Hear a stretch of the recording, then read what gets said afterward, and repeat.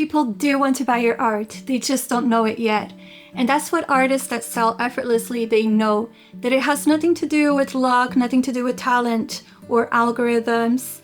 It has everything to do with this one thing. The thing is that the artists and the creatives that do sell, they understand that they are entrepreneurs and that their clients, their collectors, they're the dream buyers. And in this video, I'm going to show you the 3 things that make people actually want to buy your art. I call them the 3 art demand levers. So people, they don't buy art, they buy emotion, identity, and meaning. So while most artists, they talk about themselves and they make their art really about their self-expression, the artists that really sell well, they're the artists that they give the perspective of their dream clients and they twist that into their art. So I'm going to give a little example. I have one of my good friends. She is an incredible artist that does animal portraits, animal paintings, and one of the things that her dream clients and collectors, they love about her art is that it has this theme of spirit animals.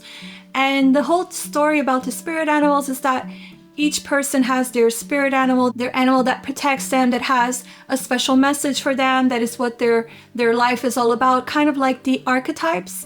So her clients, they buy her art to have this representation of their spirit animal in their house.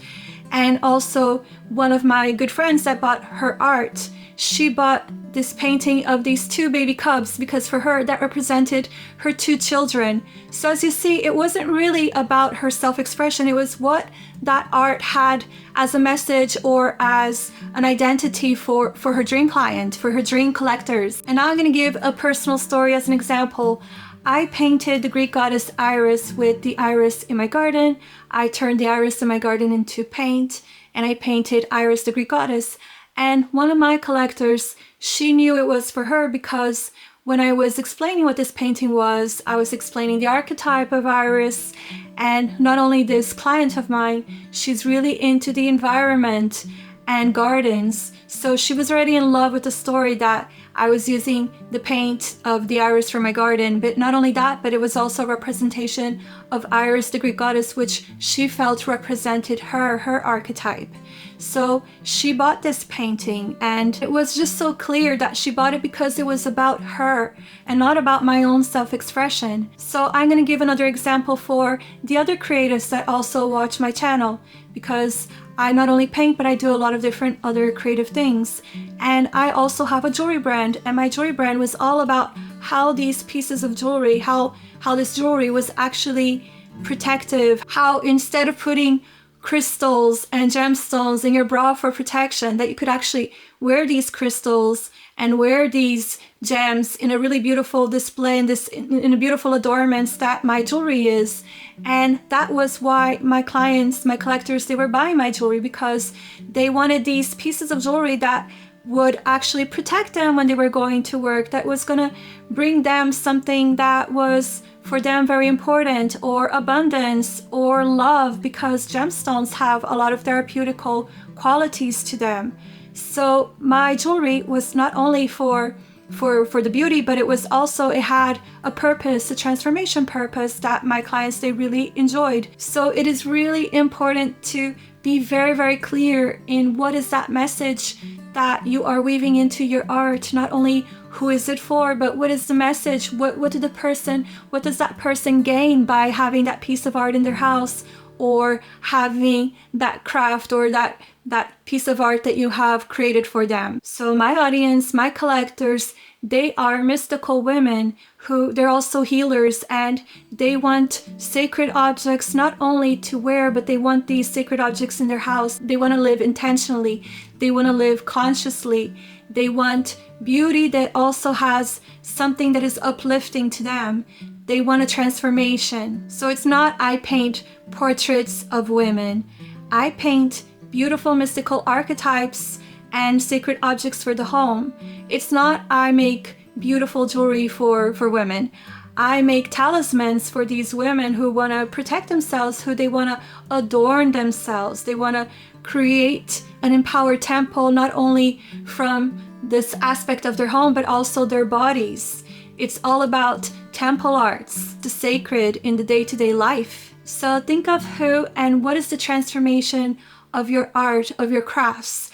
What is the transformation of that creative thing that you are making? So I paint and make jewelry for women who feel disconnected from their day-to-day life, who want talisman art to turn their homes and their bodies into an empowered temple. So now pick up a pen and paper and write. My art is for fill the blank. Before my art, they feel fill the blank. And after my art, they feel fill the blank. If they don't recognize themselves in your art, they will continue to scroll. If they do, they will stop. They will buy your art. So lever 1 was all about identifying the dream buyer. Lever 2 is all about identifying the transformation. So think of it this way, even art delivers a transformation. It can create a beautiful home. It can bring in more beauty to the home. It can signalize that that home is luxurious or that that home is cozy. So the transformation can be emotional. It can be an aesthetic transformation or an identity. So people buy your art and products based on how it makes their home and how their life feels differently when they buy those products. So collectors, they're not buying a piece of canvas or a product that you created or a craft. They're buying a story, and the story is their story. So selling art is very much about becoming a storyteller. It's about bringing order and calm into the chaos. It's all about empowering and making people feel safe. It's a story about feeling numb and then creating that transformation that the person feels more alive around your art, more uplifted, more rooted, protected, inspired, and intentional. So your job is not to make art, your job is to language the transformation. And once you make the transformation clear, once you make the message of your art clear, the collectors, they're gonna say, I want your art, I wanna buy your art, it's for me. So in this channel, I talk a lot about not needing to rely on social media for people to buy your art products and for your art business to thrive. And the reason I talk about this is because I did it myself. I had a very small following when I first started my jewelry brand. And the same thing with my paintings. And it is all about creating those 1,000 true fans. I know a lot of people with small social media accounts that make more money than other people that I also know with huge social media accounts, sometimes 100,000 people on followers on Instagram. And the people with the small social media accounts that make a lot of money, they all know that you have to create a fan base, that those 1,000 true fans that buy from you again and again and that rave about you and that tell all of the people in their lives they become ambassadors for your work, for your art, for the things that you create. And they just want to collect over and over again everything that you create. So a customer or a collector is not that person who buys from you one time. It is that person that's going to buy from you again and again and again. And how do you do that? You do that by creating collections and evolutions and journeys to bring your clients and your collectors through with you. You create collections and creative products that take your clients into a whole journey and evolution. You invite them into this world that you're creating, into this story that you're creating. And you don't need to do that with a lot of followers. You can do that with your newsletter, with email marketing, which turn the bell on for notifications, because I'm going to talk about how to get your first 100 email list people, how to build that list from zero, from scratch, the way I did, and the way one of my coaching clients, she has been able to do, to be able from scratch to create an email list of already 300 people, but 300 people who love her products. So the more you nurture the clients that you already have, the more you create raving fans that they will keep buying and collecting and doing word of mouth referrals the old school way. And this is how I have been able to sell my jewelry from zero. I was able to create those true fans through my jewelry business. And I do that now through my paintings. But right now, let's think about where your dream clients, they already are. So they are on Facebook groups. Which kind of Facebook groups are your clients already hanging out? I know where mine are hanging out. My clients, they're hanging out in all of the mystical Facebook groups. And the same thing with my friend who creates these beautiful paintings of spirit animals. her clients, they're also hanging out in the mystic groups in Facebook. Her clients, they're also in all of the animal lover groups on Facebook. So depending on what you are creating and for who, where are they already hanging out? There's some Facebook group that your clients are already hanging out. So which Facebook group are they hanging out already? They're hanging out in some Facebook group. They're hanging out somewhere in your local area, somewhere in the internet. Where are they?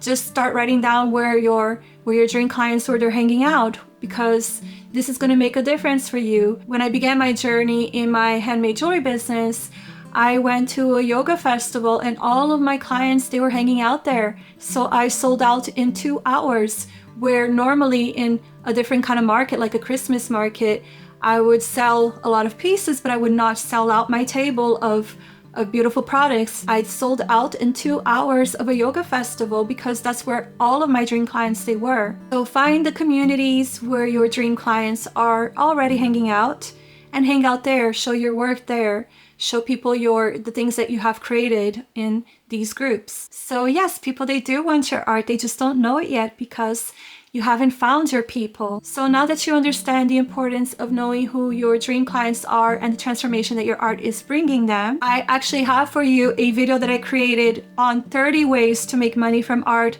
on 30 validated ways, all done for you to inspire you. And these ideas already have the data and validation of what dream clients actually want to buy already. So watch that next so you can turn clarity into income.